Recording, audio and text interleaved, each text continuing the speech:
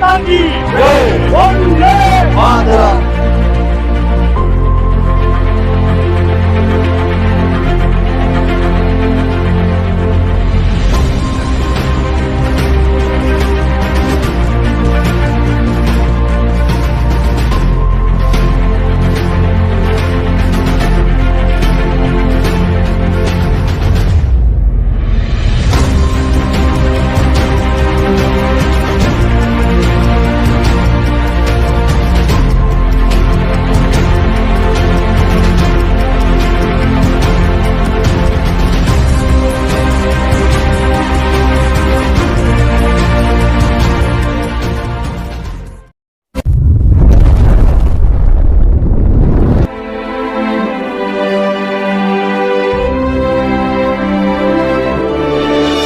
नमस्कार, मी मनीषा एंडकर आणि तुम्ही पाहतात की अंबरनाथ शहरातील सार्वत्रिक निवडणुका यांचा प्रचार अंतिम टप्प्यात पोहोचला आहे।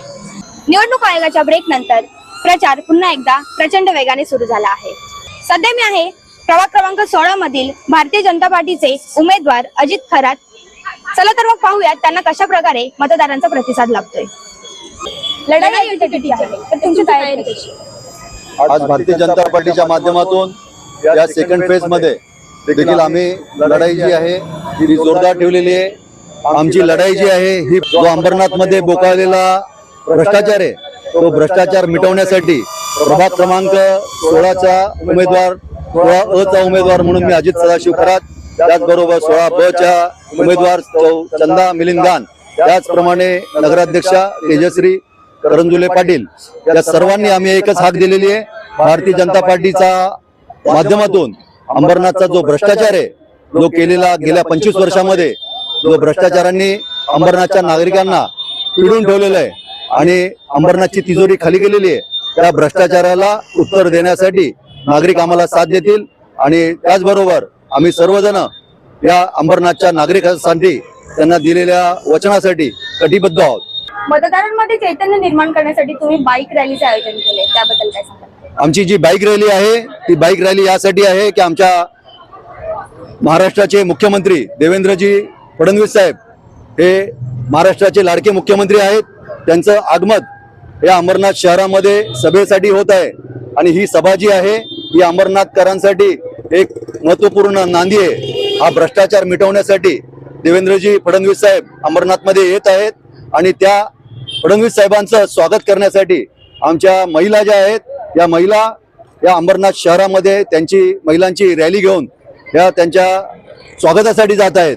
ही रॅली जी आहे ही अंबरनाथ शहरामध्ये अहिल्यादेवींची त्रैवार्षिक 300वी जयंती जी आहे त्या 300वी जयंतीच्या माध्यमातून या महिला सक्षमीकरणाचा जे धोरण भारतीय जनता पार्टीने राबवलेला आहे त्या महिलांचा जो विषय आहे तो विषय घेऊन आज जनतेला दाखवून देत आहे की हे भारतीय जनता पार्टी एकमेव सरकार आहे की जे महिलांसाठी आणि महिलांच्या प्रगतीसाठी कार्य करत आहे। निवडून आलात तर सर्वात प्रथम कोणतं कार्य हाती घ्याल? निवडून आल्यानंतर अंबरनाथ शहरामध्ये जे बोकाळलेला भ्रष्टाचार आहे या भ्रष्टाचारांच्या पाठीमागे लागून आज आम्ही सर्वप्रथम अंबरनाथचे जे शासकीय भूखंड आहेत जे भूमाफियांनी गिळंकृत केलेले आहेत त्या भूमाफियांना एकदम उजागर करणार आहोत आम्ही आणि त्या माध्यमातून ज्या भूखंडावरती बगीचे त्याचबरोबर ज्या भूखंडावरती आमच्या शहरातील नागरिकांसाठी बाजार भरला पाहिजे, मार्केट उभं राहिलं पाहिजे, मच्छी बाजार उभा राहिला पाहिजे, मटन मार्केट उभं राहिलं पाहिजे, त्यासाठी ते खुली मैदानं किंवा ते जे राखीव भूखंड जे आहेत ते त्या कामासाठी युटिलाइज होतील याकडे आम्ही पूर्णपणे लक्ष देणार आहोत आणि मुलांच्या प्रगतीसाठी वेगवेगळी अभ्यास केंद्र ही ते उघडणार आहोत। मतदारांची साथ तुम्हाला लागते का? मतदारांचा खूप मोठा कौल आमच्या सोबत आहे। मतदार म्हणण्यापेक्षा जे मतदार आहेत तेच आमचे लढवय्ये शिलेदार म्हणून या पाठीमागे तुम्हाला दिसतील। हे मतदार हे आमचे विकतचे हे भाड्याचे जे माणसं आहेत अशी माणसं आमच्याकडे नाही आहेत। आमची माणसं जी आहेत ही बघितलं तर तुम्हाला लक्षात येईल की हे सगळे एका ध्येयाने प्रेरित आहेत। प्रभाग क्रमांक 16 ब च्या उमेदवार चंदा गाण या सुद्धा उपस्थित आहेत। चला तर मग त्यांना विचारूयात त्यांना कशा प्रकारे प्रतिसाद लाभतोय। आम्हाला भरघोस प्रतिसाद नागरिकांचा लाभलेला आहे, प्रचंड अपेक्षेपेक्षा जास्त। तुमच्या वार्डच्या काय काय समस्या आहेत? आमच्या वार्डच्या समस्या आहे, साफसफाई होत नाही, नाले सफाई आहे, गटारी तुंबलेल्या आहेत, सुशोभीकरण नाही आहे, लाईट्स दिवे वगैरे ते नाही आहे. हे सगळे प्रॉब्लेम आहे आमच्या इथे. निवडून आलात तर सर्वात प्रथम काय? स्वच्छता. महिलांचा आणि युवांचा कशा प्रकारे प्रतिसाद आहे? महिलांचा आता भरपूरच प्रतिसाद आहे आणि युवांचा पण आहे. युवांचा याच्यासाठी आहे की तेजश्री करंजुले पाटील त्या सीए आहेत, त्या युवा नेतृत्व आहे. ते एक वेगळ्या दृष्टिकोनातून त्यांच्याकडे बघत आहे की आमची कामं होतील. दोन्ही उमेदवारांना मतदारांचा भरघोस प्रतिसाद आहे. तर आपण येणाऱ्या काळात पाहणार आहोत की कशा प्रकारे हा जोश आणि उत्साह कायम टिकून राहणार आहे.